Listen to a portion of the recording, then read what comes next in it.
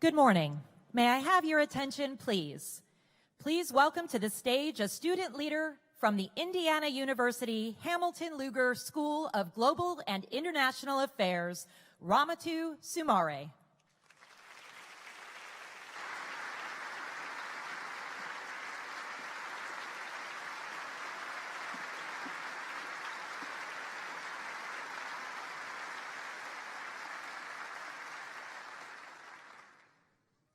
My name is Ramatu Sumare. I am 19 years old and a rising sophomore here at Indiana University.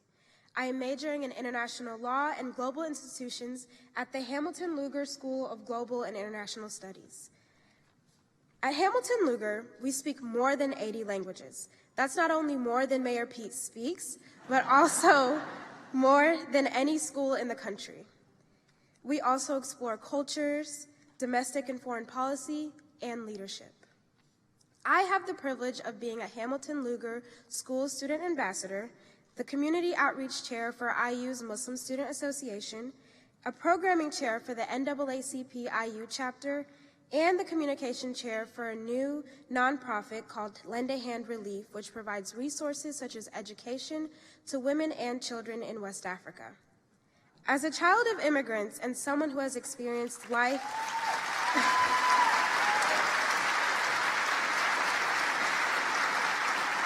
Thank you. As a child of immigrants and someone who has experienced life in a developing country and even seen the struggles that people face when migrating to a new country, I have always been interested in immigration and foreign policy. My goal is to become an immigration lawyer and then work to make policies that impact refugees, migrant workers, immigrants, and internally displaced peoples, especially with the current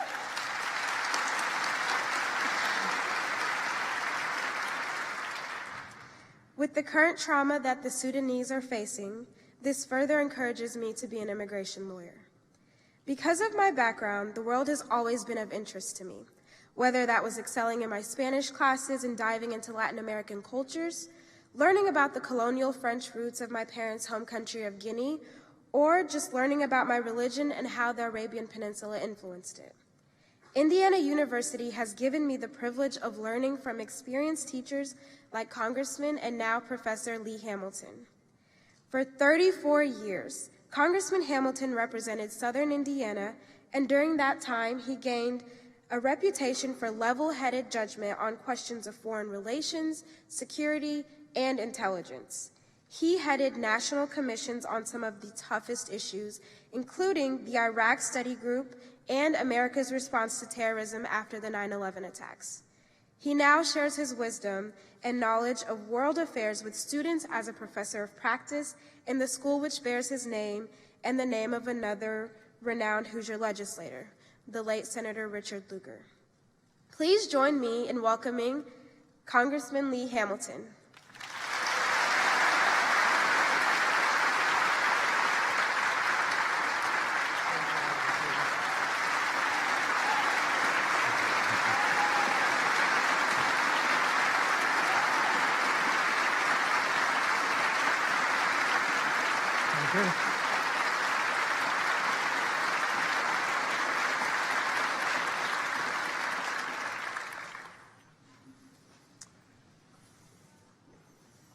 I think I may have Ramatu introduce me everywhere. She really gets a good response. Thank you very much for coming. I'm delighted to see you, and I think you'll be here for a very informative hour.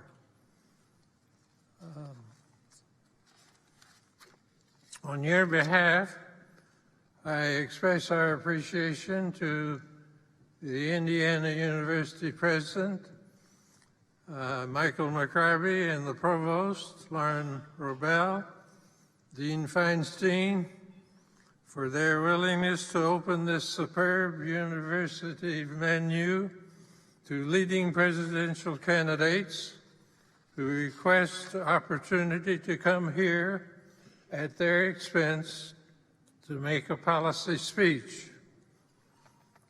Indiana punches above its weight when it comes to presidents and vice presidents.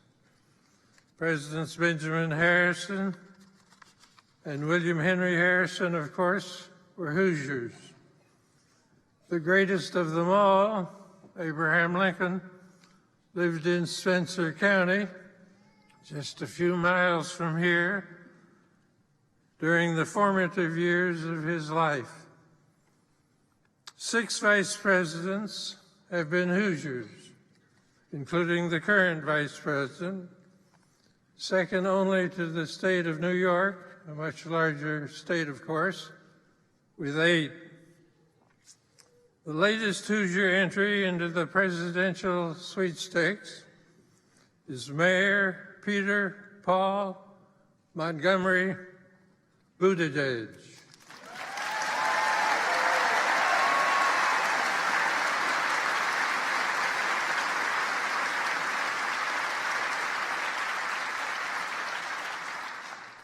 We welcome Mayor Pete to Bloomington, and we thank him for coming to be with us today. He is one of 23 Democrats running for the Democratic nomination for president. That number may go up by this evening, I'm not sure. That's what you call a pent-up desire to defeat the current president.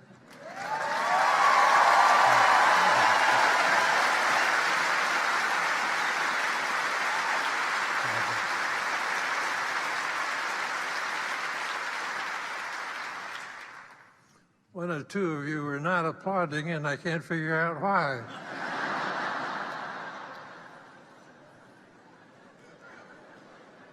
The grand ritual of democracy, the selection of a U.S. president, is now underway. The sorting out of these and other candidates, of course, in the next few weeks and months will determine the major party candidates and a host of other offices, and eventually, of course, the next president. Some of us here believe that the outcome of these elections will determine the well-being of our country for years to come, and we see them as important as any elections in our lifetime, which in my case is a long, long time.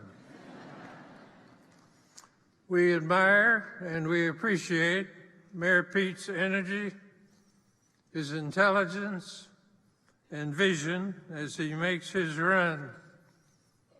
He has set aside months, if not years, of his private life to run for president.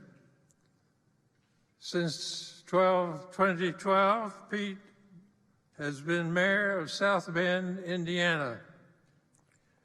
He's a graduate of Harvard College, a graduate of Pembroke College, Oxford, a Rhodes Scholar. He served in the United States Navy Reserve as an intelligence officer.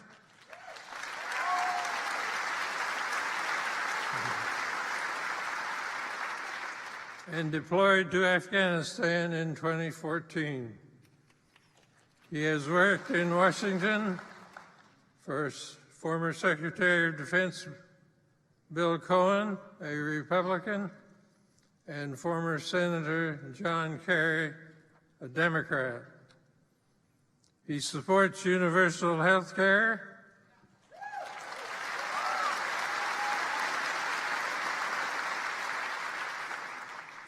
I've got quite a list here, so you better not applaud. Reducing income inequality, pro-environmental policies, checks on firearm purchases, and he wants to use immigration as a way to strengthen our country. We would end gerrymandering and abolish the Electoral College. He believes every woman should be able to make her own reproductive choices.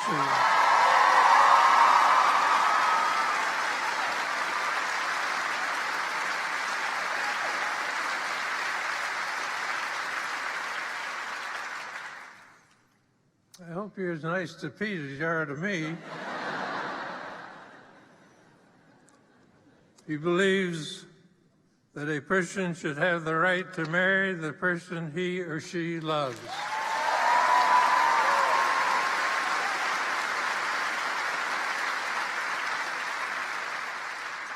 He has become a leading spokesman for the millennial generation and its unique set of life experiences. He believes representative democracy remains the best form of government and champions it in an environment and at a time when people wonder if majority rule still works. He is a candidate worthy of our appreciation and our respectful attention as he speaks to us now about America and the world, national security for a new era. I give you Pete, Mayor Pete.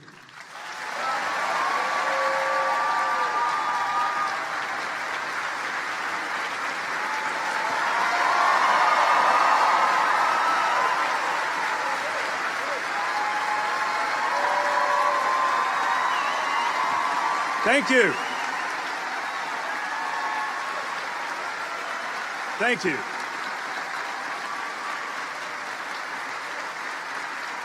Thank you.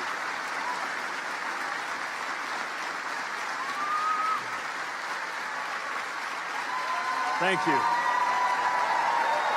Thank you very much.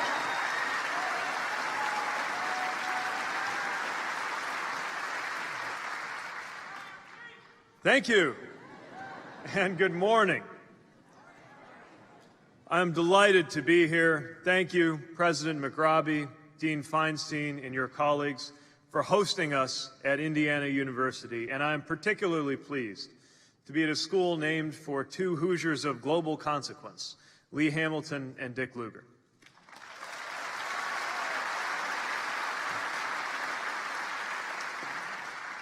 Together, these two giants used their Indiana values to help shape a tradition of American leadership, combining responsibility and restraint with idealism and vision.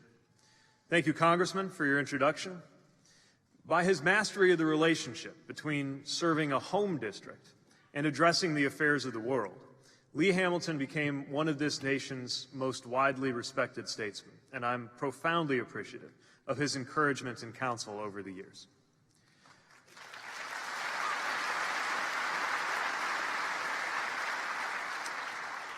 When we first conceived of this speech, we had hoped that Senator Lugar would also be able to join us, and sadly that was not to be. Like so many who knew him, I am grateful for the time I was privileged to spend in his company. We were from opposite sides of the aisle, but his leadership, from a principled stand against apartheid to a far-sighted focus on nuclear security, was the stuff of true statecraft. And what's not to like in a one-time mayor from Indiana who cut his teeth as a Rhodes Scholar and a Navy intelligence officer?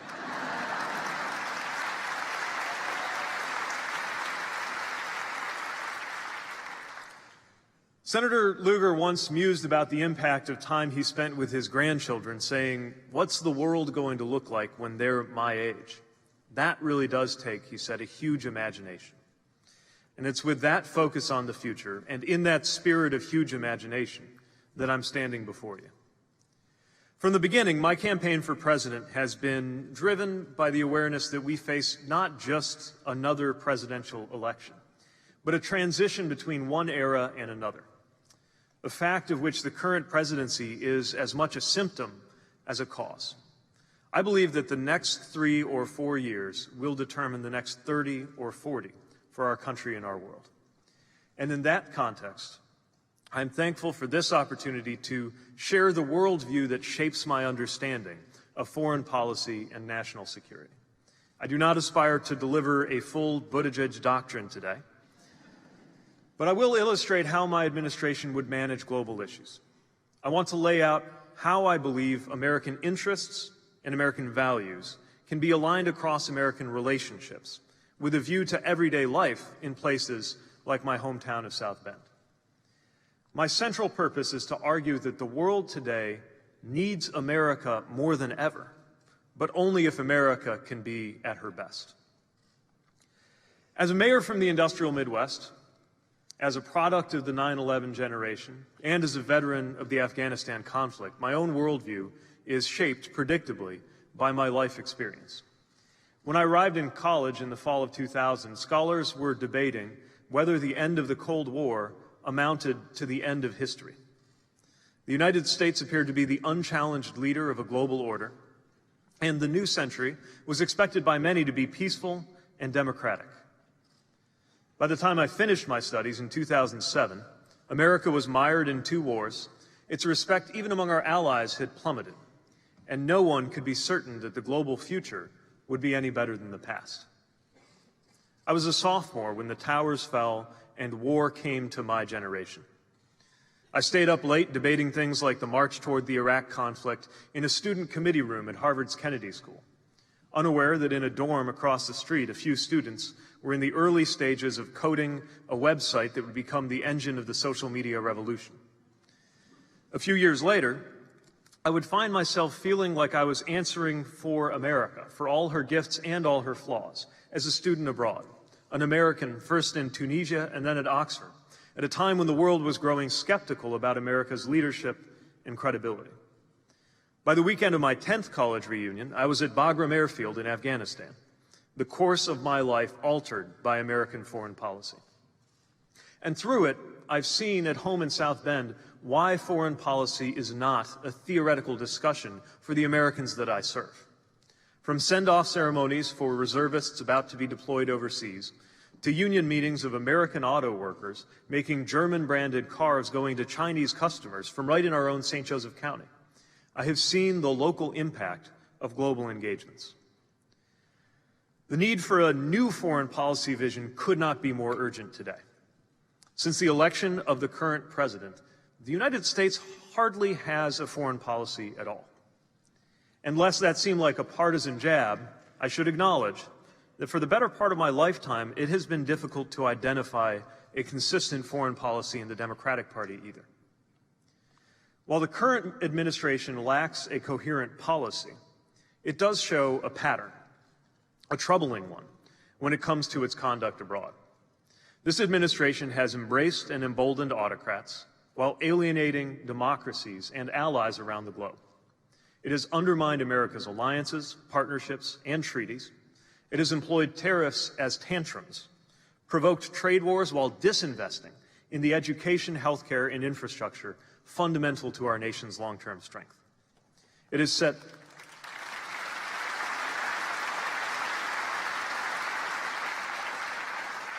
set defense spending priorities according to the wars of the past rather than deterring wars of the future.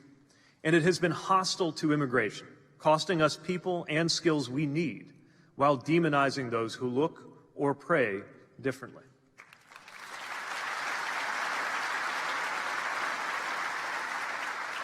The pattern is that decisions are made impulsively, erratically, emotionally, and politically, often delivered by means of early morning tweet, with little regard for strategy and no preparation for their long-term consequences. We need a strategy, not just to deal with individual threats, rivalries, and opportunities, but to manage global trends that will define the balance of this half-century in which my generation will live the majority of our lives. We see workers struggling and inequality growing amid the uneven impacts of globalization and automation. We see leaders promise again and again to end the forever wars only to fall short. We see authoritarianism and crony capitalism on the rise globally while democratic values are in retreat here at home. We see a season of largely unchallenged American power transitioning to a period shaped by the competition of newly rising economies. And all this while our domestic and global institutions become increasingly weakened, paralyzed, and incapable of meeting the challenges we face. And at the same time, strange as it may seem to speak optimistically about America and the world right now, I have great hope for the possibility that our moment holds. Across less than one human lifetime, more than 1 billion people have been lifted out of extreme, grinding poverty. A global class of young entrepreneurs is emerging from Africa to South Asia, while political leaders my age or younger are shaping new political agendas as they lead nations from Central America to Europe. With the touch of a finger on a screen, dissidents and Democrats across the globe have been connected and empowered, and voices once silenced or shunned, voices of women, religious, and ethnic minorities, have been lifted to demand their rights and rightful place in society.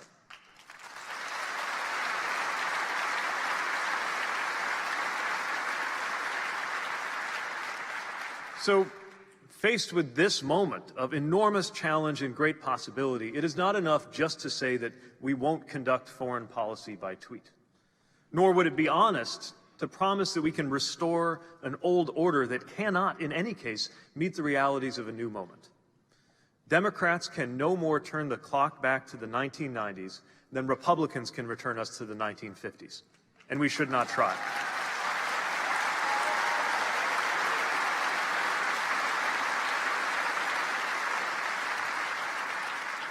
Now, much was already broken when this president arrived, and he immediately set about smashing whatever remained.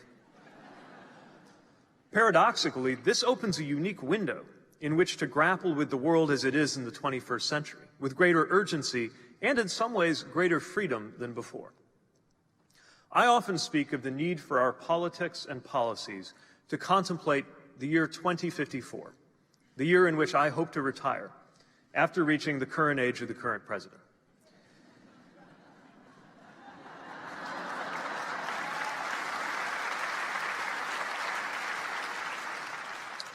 Thinking about the world 3 to 4 decades from now is exactly how we need to compete with countries like China, because that is how they are planning, thinking, and investing.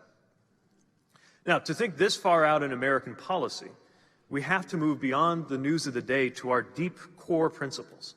To cope with enormous change, American foreign policy for the future must be securely valued in American values, American interests, and American relationships. First and foremost, values.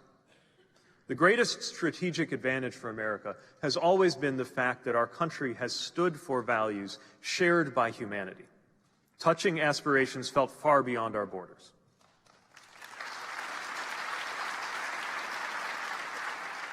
However imperfectly, we have represented and defended principles of freedom and democracy that stir human beings wherever they live.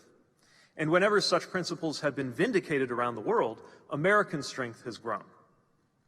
Today, we worry about the current administration's abandonment of the American commitment to promoting democratic values. But just a few years ago, it was Democrats who expressed skepticism as a Republican administration undertook a democracy promotion effort so violent and so misguided that its fallout very nearly made isolationists of my party. To untangle the consequences of that scrambled period, we must remember that the lesson of the Iraq disaster is not that there is anything wrong with standing for American values, but rather that any action in the name of such values must be strategic, legitimate, and constrained by the premise that we only use force when left with no alternative.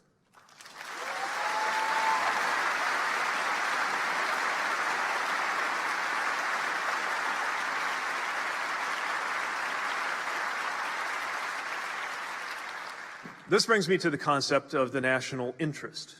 As any state does, we advance our own distinct interests. But much depends on the principles we uphold when pursuing them, especially in the case of America. The next president must set a high bar on the use of force, and an exceedingly high bar on doing so unilaterally. When America acts alone, it can only be because core interests are at stake and because there is no alternative. Notably, this is not currently true of the situation in Venezuela. It is not currently true of the situation around Iran. It is the difference between the necessary response to 9/11 in Afghanistan and the self-defeating invasion of Iraq. It is, in short, the difference between Normandy and Saigon.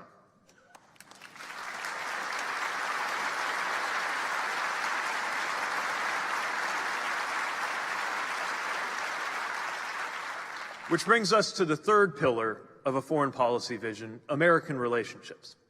Our relationships, bilateral relationships, multinational alliances, international institutions, are the space in which our policy plays out.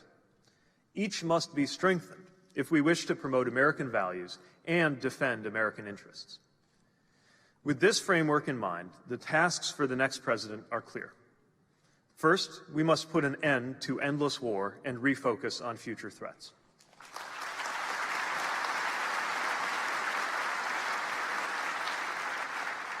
Second, we must promote American values by working to reverse the rise of authoritarianism abroad.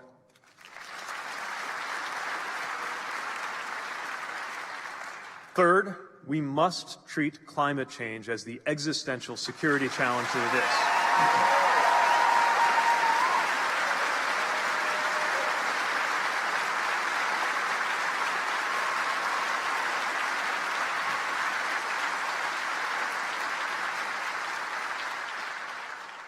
Fourth, we must update the institutions through which we engage the world to address these 21st century challenges and opportunities. And fifth, we must do all this while involving citizens across America in a meaningful conversation about how foreign policy and national security concern their communities, and do more to include their voices and values in formulating our policies.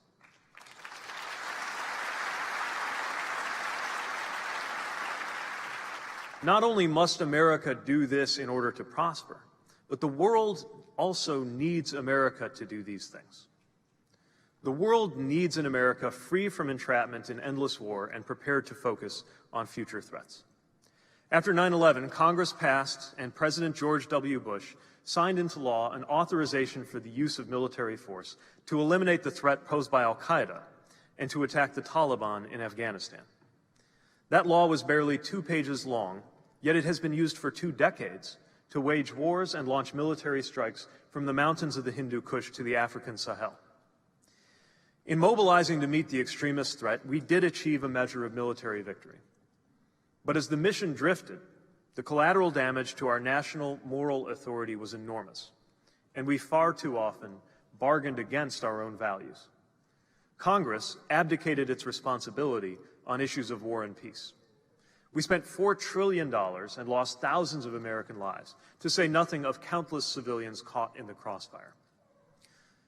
I fear that someday soon we may receive news of the first U.S. casualty of the 9/11 wars who was born after 9/11. As someone who deployed to that war on the orders of a president, someone who believed back in 2014 that our involvement in Afghanistan was coming to an end and that I was one of the last to turn out the lights, the time has come for Congress to repeal and replace that blank check on the use of force and ensure a robust debate on future operations.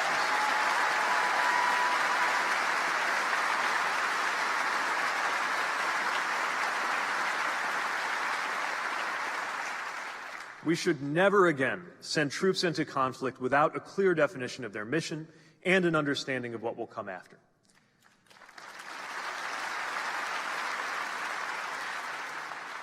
We should never again find ourselves in a situation like we did in 2017, when 4 U.S. soldiers were killed on a counterterrorism mission in Niger, only to have senators from both parties admit that they didn't even realize that we had 1,000 troops stationed in that country.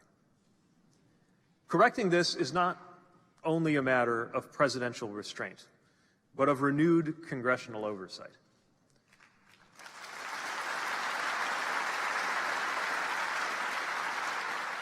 The time for a Congress asleep at the switch must come to an end.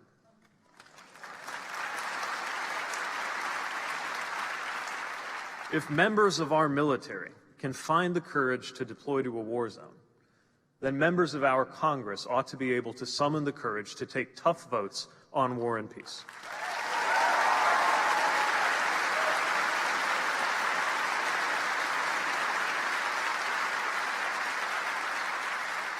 Now, our military capabilities exist, of course, for a reason. We stand ready to use force under specific, lawful circumstances and when there is no peaceful alternative. I believe we should use force when there is a clear and present threat to the U.S., when it is necessary to deter and defend against an attack on or imminent threat against the United States, our citizens at home or abroad, or our treaty allies. And when we act as part of a legitimate international coalition to prevent genocide or other atrocities. But when we must use force, we must also have an endgame. Before, during, and after a deployment of troops, we should also deploy diplomatic, development, and security assistance to guard against future instability.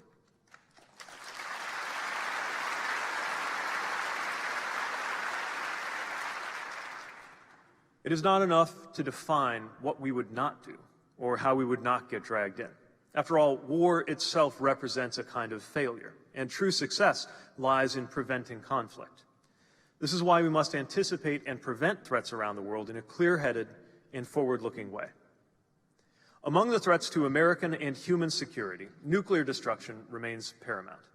This is why preventing the spread of nuclear weapons should remain a core tenet of our global leadership.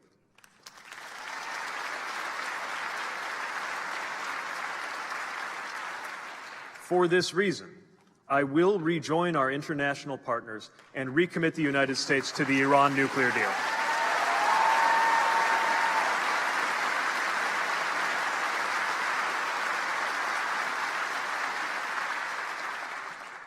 Whatever its imperfections, this was perhaps as close to a true art of the deal as it gets. As even this administration repeatedly certified, it was preventing Iran from acquiring nuclear weapons. It has helped constrain the military threat that Iran poses to Israel and Europe without leading us down a path to another Middle Eastern war. This agreement was concluded not to do Iran a favor, but because it is in our national security interest, just as a parallel policy of confronting Iran's support for terrorism and abysmal human rights record reflects our values and security interests. Now, recommitting to diplomacy with Iran will similarly strengthen our hand in North Korea. For decades, the United States and our allies have successfully deterred North Korean use of nuclear weapons. At the same time, it is also in the interest of regional security to advance peace on the Korean Peninsula. So rather than a zero-sum insistence on full and complete denuclearization before any peace is possible, we can recognize that these two processes can be mutually reinforcing, with small steps leading to bigger ones. You will not see me exchanging love letters on White House letterhead with a brutal dictator who starves and murders his own people.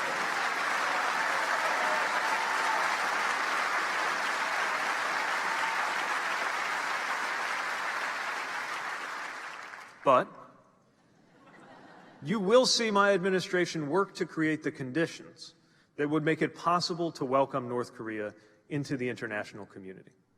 But until we can change the present dynamic, until there are good faith and verifiable reversals in North Korea's nuclear program, sanctions must remain in place.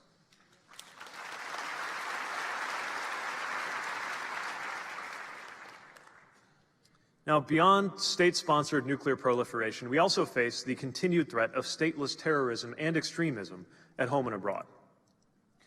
The United States can't fix every fragile state where extremism might flourish, but with proper legal authorities, we should maintain limited, focused, and specialized counterterrorism and intelligence missions in places like Afghanistan to reduce the likelihood that such places will become launching pads for attacks on the United States or our allies. We must also be proactive in confronting armed extremist threats at home.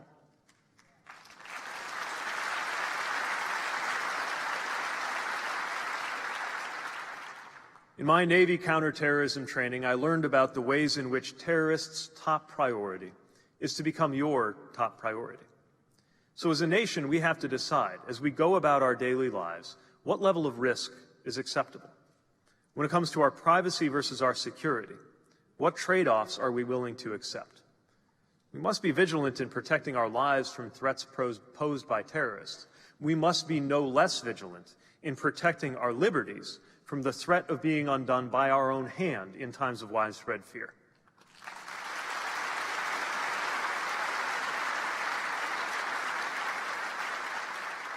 And achieving such balance will be particularly important when we contemplate the possibility of a major security event between now and the next election. Knowing that in the past decade, more Americans have been killed in America by right-wing extremists than by those inspired by al-Qaeda or ISIS, we need to acknowledge this threat, too, and redirect appropriate resources to combat right-wing extremism and violent white nationalism.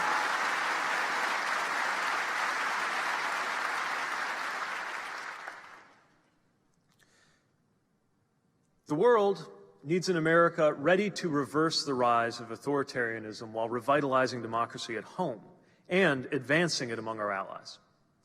Countries with models that fly in the face of our values, from Chinese techno-authoritarianism to Russian oligarchic capitalism to anti-modern theocratic regimes in the Middle East, all present a major challenge to us. And it is no accident that their hostility to shared values comes as they also present a greater threat to our interests. Ironically, at the very moment when American prestige and respect is collapsing, it has never been more needed that America live up to the values we profess. The world needs the best of America right now.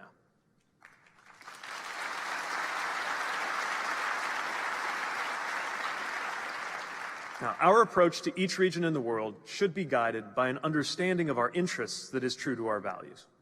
Take the case of Russia, which we should view not as a real estate opportunity, but as a self-interested, disruptive, and adversarial actor.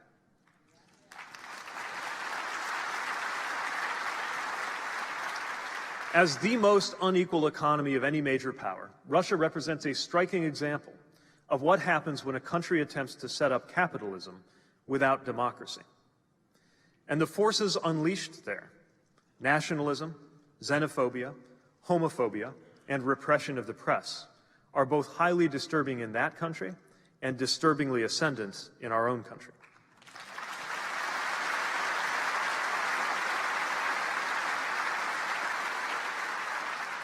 Meanwhile, Russia throws its weight around abroad, most egregiously, of course, their unacceptable interference in our elections, which weakened America, both by helping to elect an unstable administration and by eroding confidence in our democracy itself. We must be ready to deter such behavior in the future through diplomatic, economic, and even cyber tools and information operations.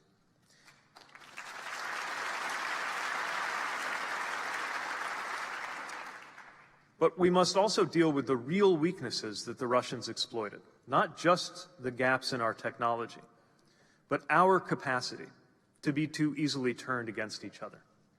In this sense, domestic problems, from racism to social isolation, have revealed themselves to be national security vulnerabilities.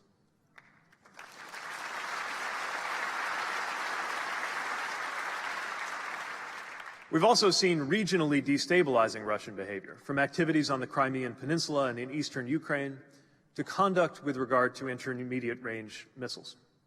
Future policy toward Russia must include a regional security framework that promotes stability for Eastern Europe and incentivizes Russia to adhere to international norms. And central to this will be our partnerships, sadly fractured and endangered by this administration, but ready to be renewed and reinvigorated. 70 years after the founding of NATO, we must repair the strained relationships with our European allies, not because we owe them or they owe us, but because America is more effective when we work with strong and able partners and when those partners can trust America's word.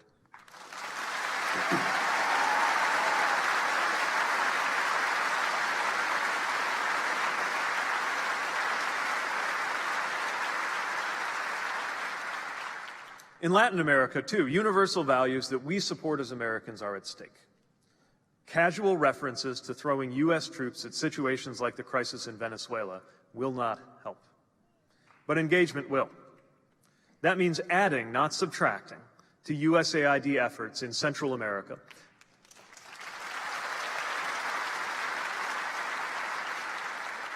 So that we can better address the crime, corruption, and poverty that contributes to mass migration in the first place.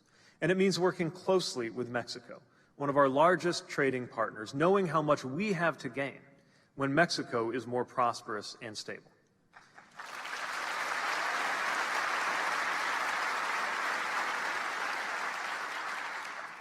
And yes, it means isolating dictatorship and encouraging democracy, working in concert with our Latin American neighbors.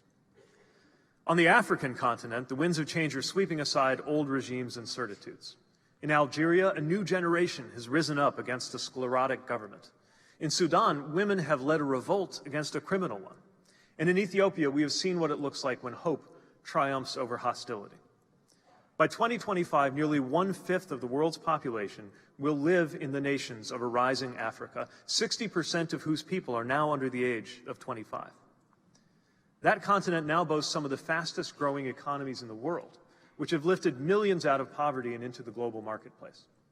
And as African peoples demand greater accountability and transparency from their leaders, the United States must stand ready to put our values into action, to promote empowerment alongside economic engagement.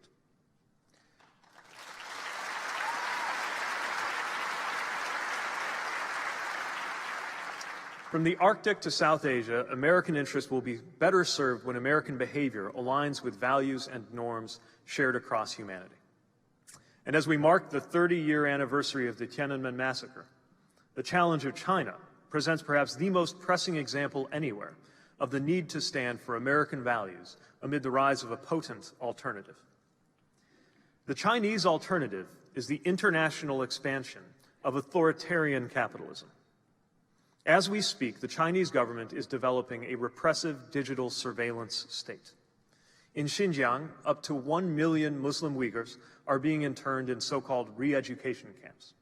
And China is investing more than $1 trillion in its Belt and Road Initiative, expanding its political and economic influence by building infrastructure throughout the Pacific, Europe, Africa, and the Americas, as they happily fill a vacuum left by American withdrawal. Of course, we can cooperate with the Chinese on areas of mutual interest, from climate disruption to combating terrorism to international peacekeeping operations. But we also must be prepared to defend our values, interests, and relationships. We will not be able to meet this challenge by sticking to a 20th century strategy. Nor will it suffice to reduce the China relationship to a tit-for-tat trade fight, as if all that matters is the export-import balance on dishwashers.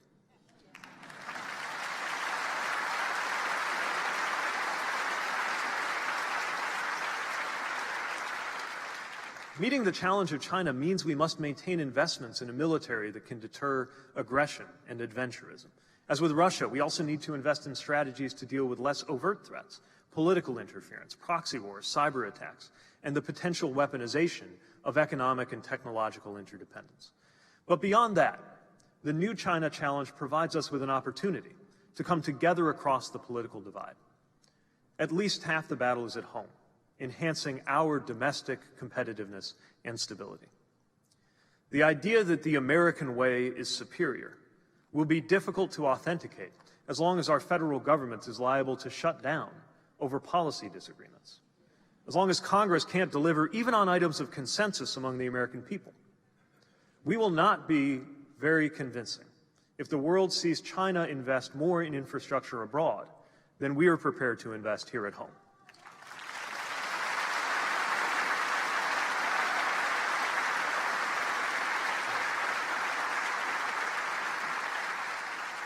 We cannot compete for the global economic future if we continue to disinvest in education, infrastructure, health, and technology.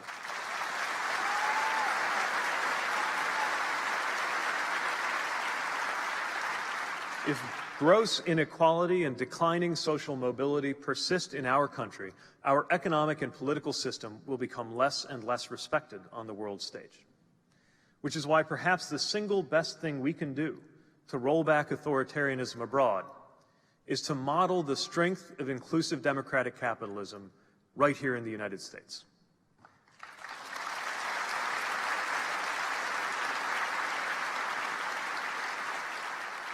Strength is more than military power. It's our power of inspiration. At key moments, the world has envied not just our strength, but our prosperity, not just our prosperity, but our liberty. If we lose that, we lose what makes America exceptional, and I fear we are losing it quickly.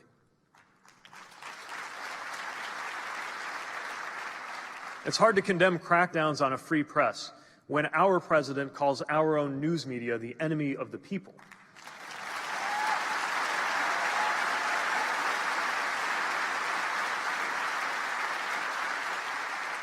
It is hard to stand for human rights abroad when we're turning away asylum seekers at our own borders.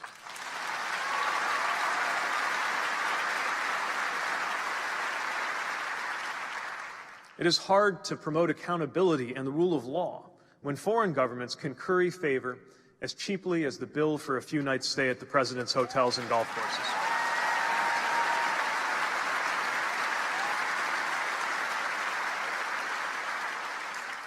Our legitimacy abroad rests on our democracy at home. So let's improve and revitalize our democracy with ambitious structural reforms. Let's get money out of politics. Let's depoliticize our Supreme Court. And yes, when we're choosing the leader of our nation, let's join the ranks of democratic peoples around the world who select their heads of government by counting up all the votes and choosing the person who got the most.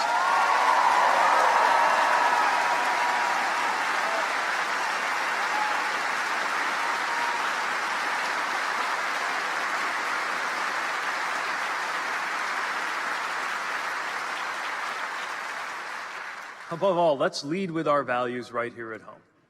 President Eisenhower was right to say, whatever America hopes to bring to pass in the world must first come to pass in the heart of America. We don't need a wall from sea to shining sea.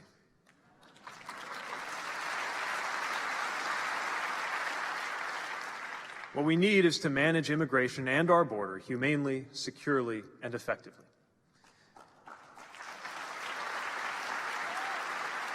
And at a time when authoritarians see women's empowerment as inherently threatening and LGBTQ equality as a non-starter, we will leave them behind by embracing the diversity of our stories as a strength.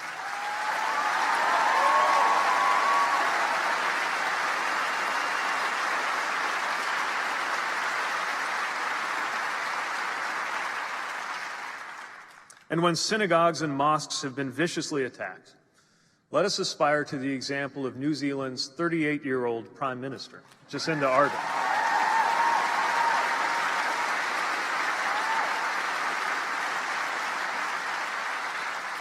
Let us emulate the way in which she reacted to the horrific slaughter, not with walls, but with words of welcome and decisive action.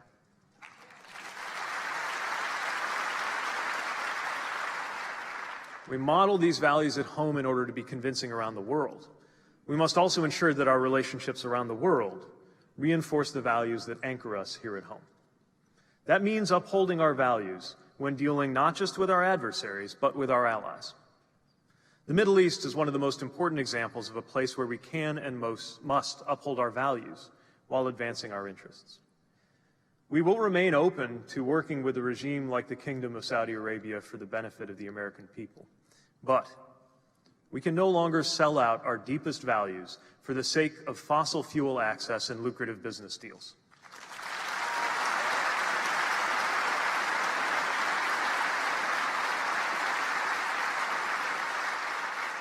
If we recognize that the torture and execution of dissidents is wrong, then we should have the courage to say that it is wrong on both sides of the Gulf.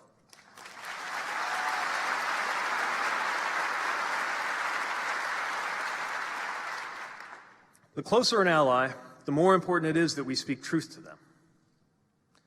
The security and survival of the democratic state of Israel has been and continues to be an essential tenet of U.S. foreign policy and is very much in our national interest, which is why neither American nor Israeli leaders should play personal politics with the security of Israel and its neighbors.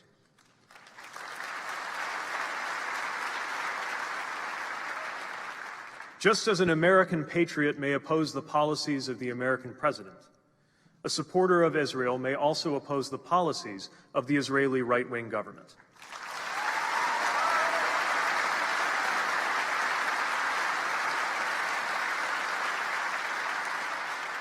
Especially when we see increasingly disturbing signs that the Netanyahu government is turning away from peace. The suffering of the Palestinian people, especially the humanitarian disaster in Gaza, has many authors, from the extremism of Hamas and the inefficacy of the Palestinian Authority, to the indifference of the international community, and yes, the policies of the current Israeli government. And now Gaza has become a breeding ground for the kind of extremism that only exacerbates threats to Israel and the region. Israeli and Palestinian citizens should be able to enjoy the freedom to go about their daily lives without fear and to work to achieve economic well-being for their families.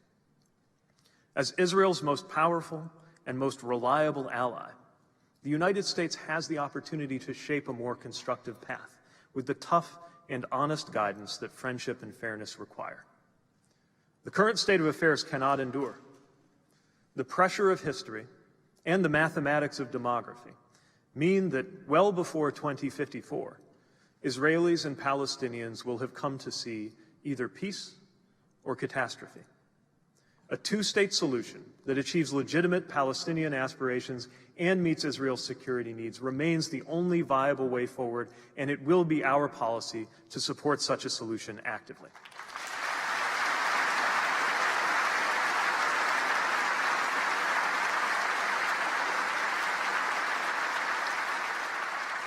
And if Prime Minister Netanyahu makes good on his threat to annex West Bank settlements, he should know that a President Buttigieg would take steps to ensure that American taxpayers won't help foot the bill.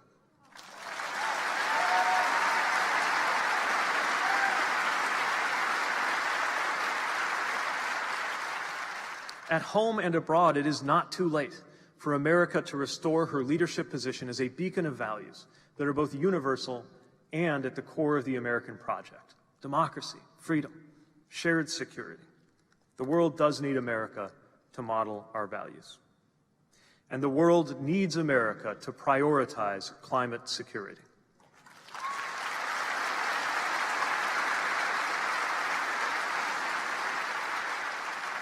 As a mayor who has had to activate my city's emergency operations center for floods that were supposed to come less than once in a lifetime, and done so twice in 2 years, I have seen the homeland implications of this threat.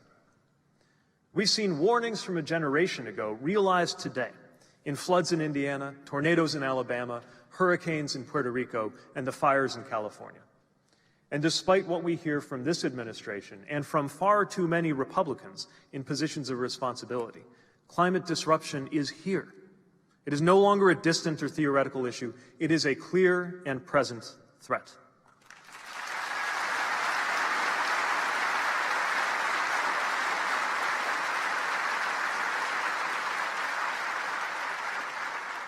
And as traditionally conservative sectors, from the business community led by the insurance industry to our own military leaders, repeatedly remind us, climate instability is a threat multiplier. It can accelerate the spread of pandemics, food insecurity, and mass migration. Research even shows a significant link between temperature rise and the frequency of conflict. The balance of my lifetime will play out in an era of climate-driven international instability. In other venues, I've had more to say about how America can rise to this national challenge. It's an approach that should include a carbon tax and dividend to reorient our economy around a more sensible reward system. It includes quadrupling American R&D to at least $25 billion a year.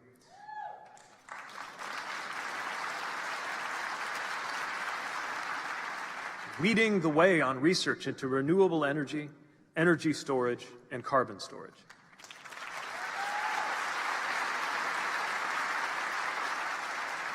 I believe it also means we should empower rural America to be part of the solution, helping to unlock the potential of soil management and other 21st century farming techniques.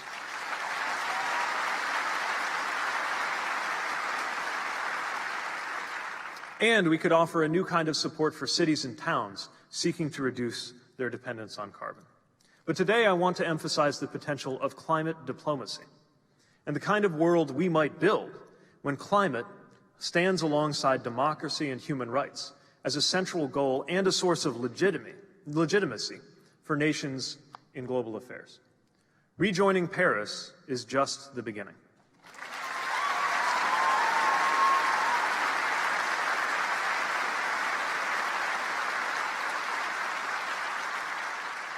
As one of over 400 mayors who committed to upholding the Paris goals, and having seen how cities are rising to meet this challenge even as our respective national governments lag behind, I believe that the U.S. should foster not only international but subnational engagement to meet a challenge whose solutions could be as unifying as its threats are universal. We would do well to host a Pittsburgh summit of cities to form commitments that will stand alongside the Paris framework among countries.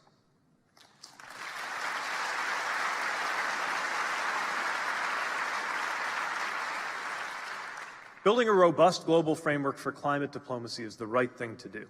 It also benefits American interests, not only because we all stand to lose from climate disruption, but also because countries that share our values tend to be countries with a better track record on climate. It's hard to believe that it would be a coincidence that extraction economies and polluting societies are so often those with a tendency toward authoritarianism. If we promote democracy, we will also be promoting climate action, and vice versa. And by taking seriously the threat of climate disruption, we might go a long way toward improving a climate of global cooperation.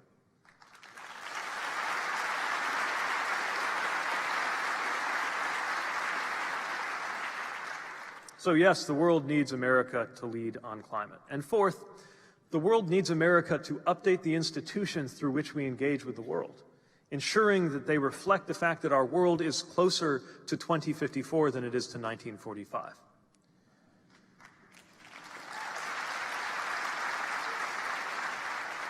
To shape this young century to our advantage, we must renew our national security architecture, our military certainly, but also our intelligence, communications, diplomatic, and development institutions.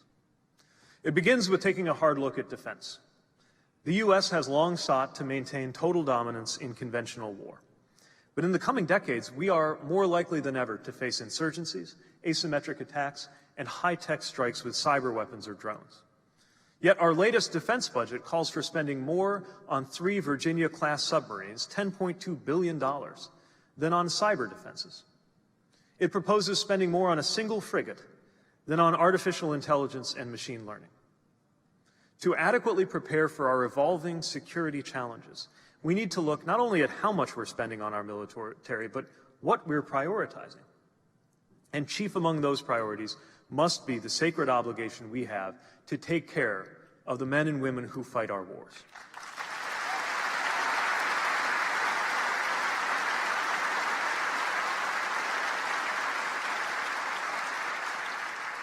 Half our veterans who have served in Iraq and Afghanistan have applied for long-term disability benefits. We owe our veterans the best health care through a strong and modern VA, which demands a significant investment to expand the quality and quantity of mental health treatment available.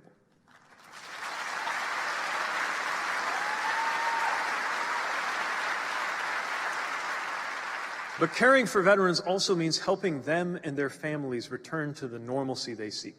And that is not just a government responsibility. It's something all of us can do. Human connection is the most underrated and important component of community reintegration. I am proud that in South Bend we piloted an initiative to do more than say thank you for your service, to do more than offer just another website. Where I live, veterans and their families are not viewed as a problem to be solved, but as talent to be competed for. They are engineers, Little League coaches, elected officials, and I want to enlist our communities to help them give of their extraordinary abilities.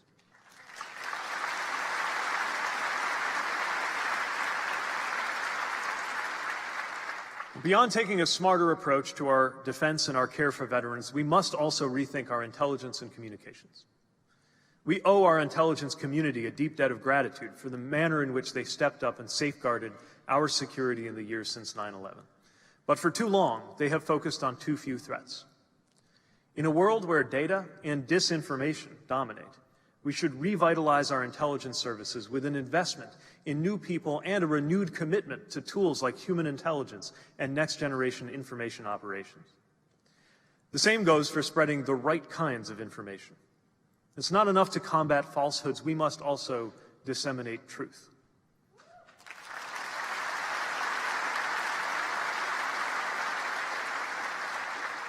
The nation that helped solidarity rise in Poland to begin the downfall of communism in Europe has let the tools with which we once spread our message become weak and siloed.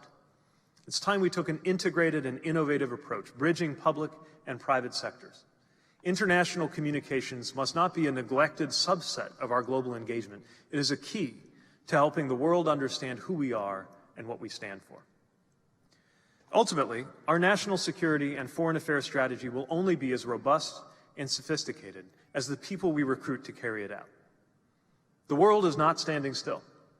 To successfully navigate these dynamics and seize new opportunities will require a new generation of Americans, fluent in different languages and cultures, comfortable in a digital world, deeply committed to the American project. A foreign policy that serves our people in their daily lives can best be made by government officials who represent the full diversity of our people.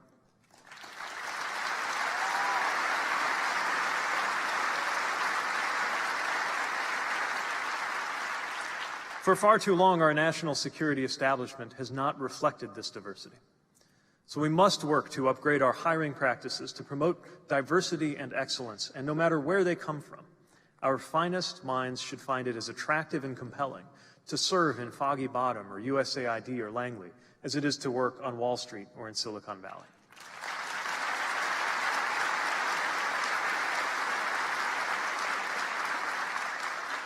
We should establish flexible career paths for civilians working in defense, diplomacy, and intelligence, with benefits appropriate for a generation that will change professions more often than my parents' generation changed job titles. For those who choose this path, it will not always be easy. Much of this work happens in the most dangerous parts of the world.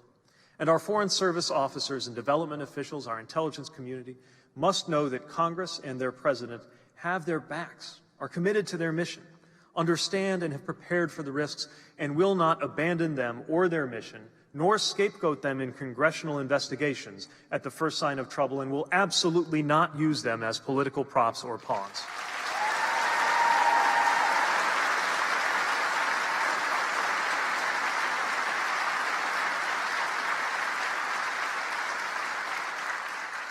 The world needs America to cultivate a diverse and talented generation of personnel ready to engage globally.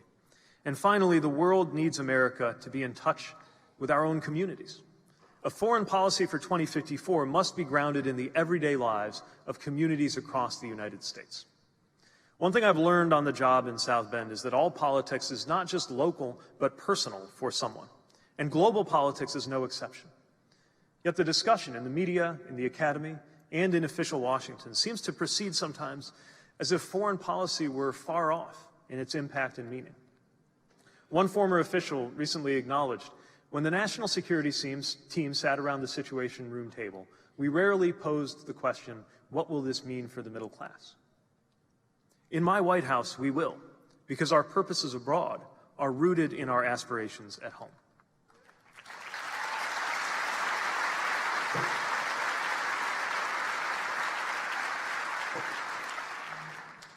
Our innovators are empowered to compete in the global marketplace only if our leaders are relentless in ensuring that intellectual property is protected.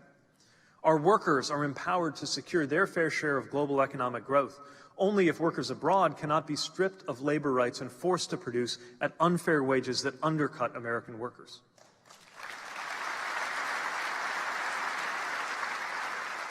Our Muslim friends and neighbors are empowered to work and live and contribute to our communities only if their government honors their faith.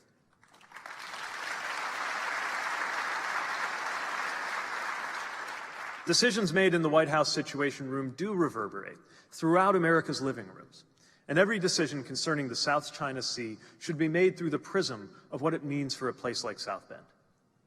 In a globalized century, no city, no community is an island. When a manufacturer announces that this trade war with China could potentially cost the company hundreds of millions this year, that matters to the folks who work at their facility on the west side of South Bend. Globalization is not going away. So we must insist on policies that ensure that working families in cities like mine can play a more appealing role in the story of globalization than the role of victim. And we do that by reaffirming our longstanding international tradition, by tapping the cultural richness of our immigrant families, and by harnessing the potential of global markets. We do it by unleashing the full power of the most global institutions on our local soil, colleges and universities like this one, which teaches more languages than any other school in America.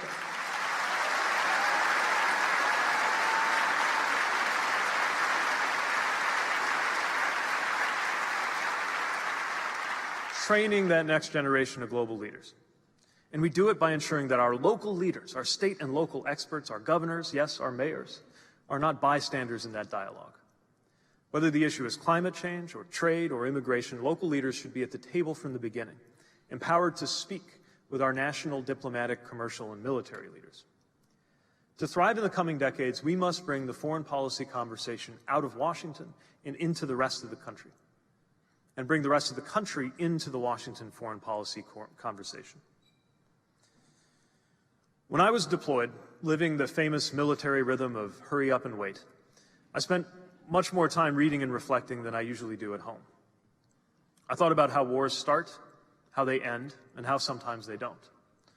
I thought about the Australian soldier sitting next to me in the chow hall at Bagram, even though nobody attacked his country on 9/11, because that's what partners and allies do. I thought about the diplomats and development workers painstakingly brokering ceasefires and stabilizing war-torn regions. The trade representative somewhere in Geneva whose work would determine whether someone's job at the tool and die factory in St. Joe County goes overseas, or whether a community like ours would be able to attract foreign investment. And after a long day split between processing intelligence at my desk in a modified shipping container and driving my commander across the hauntingly beautiful and violent city of Kabul, I'd carry a laptop up to the roof at midnight, pick up a Wi-Fi signal, and Skype into a city staff meeting back home in South Bend. That tenuous digital link was a reminder that the counter-narcotics efforts of my threat finance cell ultimately mattered to a community on the banks of the St. Joseph River. That there was a relationship between the city streets I was navigating in an armored SUV in Afghanistan and the ones I was responsible for paving in South Bend. The world needs America, but not just any America. Not an America that has reduced itself to just one more player scrapping its way through an amoral worldwide scrum for narrow advantage. It has to be America at our best. The America that possessed the forward-looking vision to do things like confront Nazism and rebuild Europe and even invent the internet inside a research arm of our Defense Department. It has to be an America that knows how to make better the everyday life of its citizens and of people around the world, knowing how much one has to do with the other. To do so is to keep our nation safe. It is to master change rather than be made small and fearful by it. It is to see vindicated the values that make our nation what it is, and it is to deserve to be described in terms like greatness. None of us will live to see the end of history. Rather, in our lifetimes, the choices of the generations now living may well fashion more than our share of history. Much will depend on our fidelity to our own values, and we will not have to wait until 2054 to feel the judgment of history on this season, this set of moments, on which the trajectory of the American project and so much of the future of the modern world will depend. The world needs America to be the best it's ever been, and now it falls to us to set the bearing of our nation. Let us choose well. Thank you. It's an honor to be with you. Thank you very much.